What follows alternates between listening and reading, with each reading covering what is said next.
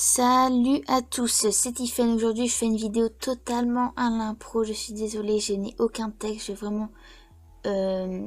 voilà, il est fait à la wall again, voilà, je vais vous bassiner des trucs et peut-être vous allez vous en contrefiche totale, mais bon, faut vraiment que je fasse une vidéo parce que comme vous avez pu remarquer, je poste maintenant une vidéo par semaine, donc le dimanche. Et là, faut vraiment que j'en fasse une parce que j'ai une vidéo là qui est prête, mais... j'ai un message, bref. Et j'ai une vidéo qui est prête, mais je peux pas la poster parce que c'est un tag et j'ai pas envie de poster 2 fois d'affilée des tags. Est-ce que vous voyez ce que je veux dire? Voilà. Donc alors je vais vous faire une vidéo où voilà, j'avais vraiment envie de la faire en l'ayant travaillé, tout ça. Mais bon, je l'ai pas faite et puis bah voilà. Et ça me gêne. Donc maintenant je vais la faire et je vais commencer tout de suite parce que ça fait déjà une minute que je cause et j'en peux plus. Alors donc dans cette vidéo je vais vous parler de 2 séries et de 2 films donc que je vous conseille d'aller regarder parce que j'adore vraiment de ouf. Donc voilà. Voilà. Premièrement, je vais vous parler des séries et ensuite des films. Donc alors, première série que je vais vous présenter c'est Mister Robot, donc ou Monsieur Robot en français. Alors en fait il s'agit de l'histoire, attendez je me fais le macro, de l'histoire d'un gars, enfin d'un jeune homme qui s'appelle Elliot Alderson. Il est informaticien à New York, donc c'est un ingénieur en sécurité informatique qui bosse à AllSafe Security. Donc c'est une entreprise qui permet la protection en fait de grosses entreprises. Vous voyez ce que je veux dire? Par exemple une sécurité, une entreprise qui va sécuriser par exemple l'entreprise Apple. Vous voyez? Contre les hackers parce que c'est vrai qu'ils sont souvent confrontés à des hacks. Alors, Elliot Alderson, c'est un garçon qui est un jeune homme qui est vraiment complexe, genre il doit avoir la vingtaine. Hein. Et donc il est vraiment complexe parce que déjà il souffre de troubles du comportement, il est dépressif et il est schizophrène. Et en plus de ça, il se drogue. Ce que j'aime bien dans ce personnage, c'est qu'il est imprévisible. Vous voyez? On peut pas essayer de percevoir ce qu'il pense parce qu'en fait c'est un mur et c'est vraiment compliqué.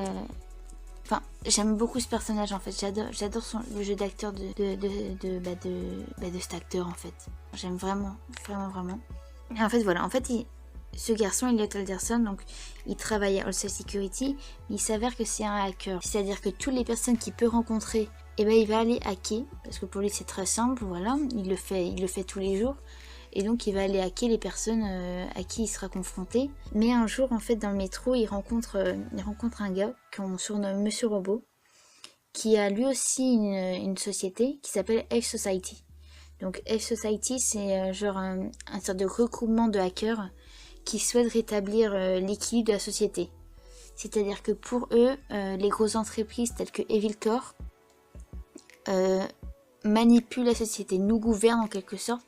Et ils veulent anéantir tout ça, vous voyez, pour qu'on puisse être enfin libre et pas manipulé comme des pantins par ces entreprises. Donc ils veulent que Elliot rejoigne cette société. Et voilà, je vais pas vous raconter la suite parce que sinon je risque de vous spoiler. Mais voilà un peu le topo. Moi c'est vraiment une série qui m'a plu. Je l'ai regardée en une semaine et ça m'a vraiment plu. J'étais vraiment dedans. Au début c'est vrai que c'est assez lent. Voilà, ça se met pas vite en route. Mais une fois que c'est mis, vraiment c'est... J'adore. C'est pas une série qui peut plaire à tout le monde. C'est vrai que moi je l'explique pas très bien. Donc voilà. Mais j'espère qu'elle va vous plaire. Je vous la conseille énormément. Je vous mettrai un lien pour aller télécharger les épisodes ou les regarder. Et bah voilà. Ensuite, je vous parlais d'une deuxième série, donc il s'agit de Fear the Walking Dead, donc vous connaissez sûrement, mais voilà, j'ai pas envie, il y a une série, j'ai envie de vous en parler, mais faut vraiment que je la travaille celle-là, donc je vais pas vous en parler maintenant. Donc je vais vous parler de Fear the Walking Dead, en fait c'est, vous connaissez tous Walking Dead. Fear the Walking Dead, ça se passe avant Walking Dead. C'est-à-dire, c'est au moment où on apprend qu'il y a un virus et donc que les gens se transforment en morts vivants. Il y a plusieurs familles qui vont finir par se regrouper, donc il y a plein de problèmes, il y a des problèmes familiaux et ils vont finir par se regrouper. Ils vont être mis en quarantaine, de toute manière ils vont se rencontrer par plusieurs moyens, ils vont devoir cohabiter ensemble plus ou moins. Tout se passe avant qu'il y ait une réelle épidémie, c'est-à-dire qu'il y a encore pas mal de citoyens, les gens ne savent pas de quoi il peut s'agir, ils croient que c'est une grosse grippe. Mais ça va un petit peu plus loin parce qu'ils se rendent compte que les gens tout simplement sont morts, ils sont inconscients, c'est plus des êtres humains en fait. Pour le moment il y a moins de morts vivants que d'êtres humains, alors que dans Walking Dead on a l'impression que c'est plus l'inverse, c'est peut-être même l'inverse. Et voilà, donc ils sont mis en quarantaine et Il y a toute une histoire sur ça et c'est vraiment super intéressant. Donc je vous conseille vraiment cette série. Moi c'est vraiment... Je sais pas si je la préfère à Walking Dead parce que j'ai regardé qu'une saison de Fear the Walking Dead. Mais c'est une série qui me plaît vraiment. Donc là j'ai regardé la saison 1, il paraît qu'il y a une saison 0. Donc ça se passe dans un aéroport. Enfin, j'ai pas regardé encore la saison 0. Mais je compte la regarder. Hein. Mais voilà, donc c'est une série que je vous conseille. Alors celle-là j'ai clairement bâclé, je suis désolée. Donc ça se passe à Los Angeles. Hein. J'ai clairement bâclé, mais voilà, je suis obligée de faire vite. Ça fait 8 minutes que je cause, bordel de Dieu. Voilà, j'espère que vous aurez compris. Déjà j'explique super mal en plus. Mais bon, voilà. Du coup, on va passer tout de suite au film. Donc, je vais vous parler de... donc, je vais dire le meilleur pour la fin. Du coup, je vais faire mon film préféré en dernier. Donc là, je vais vous parler de L'Échange. Donc, L'Échange, c'est un film de Clint Eastwood. Donc, si vous ne savez pas qui c'est le gars qui joue dans les westerns. Il est assez connu. Hein. Il est même très connu. C'est un acteur très populaire. Donc, alors, L'Échange, en fait, donc il y a Angelina Jolie qui joue un des personnages principaux, même le personnage principal de l'histoire. Donc, alors, il est sorti en 2008 et il dure environ 2h30. Et ça se passe à Los Angeles. En 1928, une mère qui s'appelle Christine, un jour, donc part travailler. Donc, elle dit au revoir à son fils qui s'appelle Walter. Et en fait, à son retour du travail, elle se rend compte qu'il est plus là. Donc il a disparu de la maison, elle le cherche partout, elle fait le tour du quartier et rien. Et donc elle lance un appel, voilà, son fils s'est fait kidnapper. Ou son fils a disparu déjà, tout d'abord il a disparu. Elle en connaît pas les causes et elle est perdue.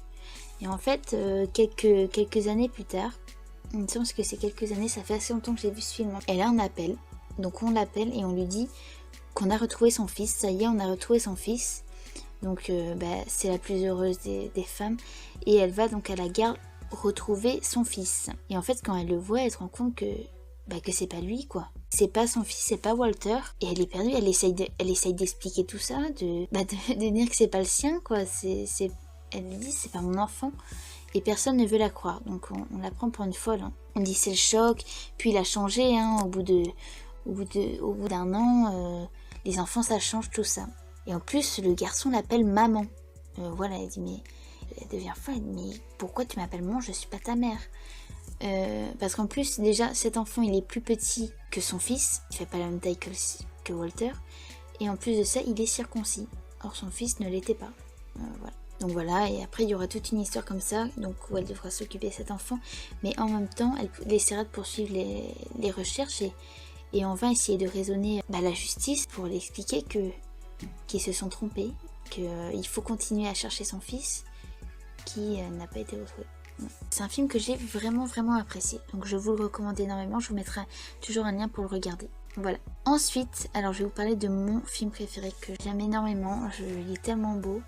Donc il s'appelle donc La Ligne Verte. Je sais pas si vous connaissez. Et en anglais c'est The Green Mile, si je me trompe pas c'est ça. Donc c'est un film qui est sorti en 1999. Alors ça se passe en Louisiane en 1935 où un homme nommé Paul Edgecombe, donc qui est gardien dans un pénitencier, va faire la rencontre donc d'un homme qui s'appelle John Coffey, qui est condamné pour avoir assassiné 2 jeunes filles. Paul Edgecombe, enfin le gardien, Paul.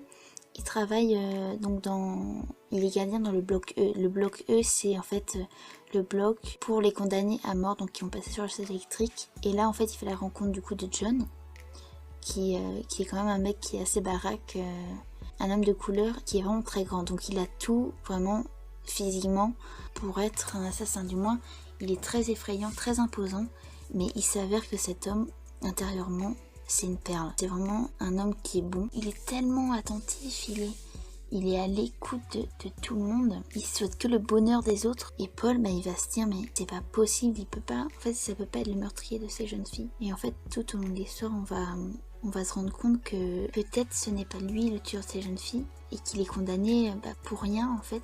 Mais il va jamais se plaindre. Il va jamais se plaindre. À un moment, Paul va se rendre compte qu'il a genre comme pas des pouvoirs, mais comme un pouvoir mystique, vous voyez, qui permet de guérir les gens. Il va intérioriser leur mal-être, vous voyez. Genre rien que par le toucher, il va prendre leur mal.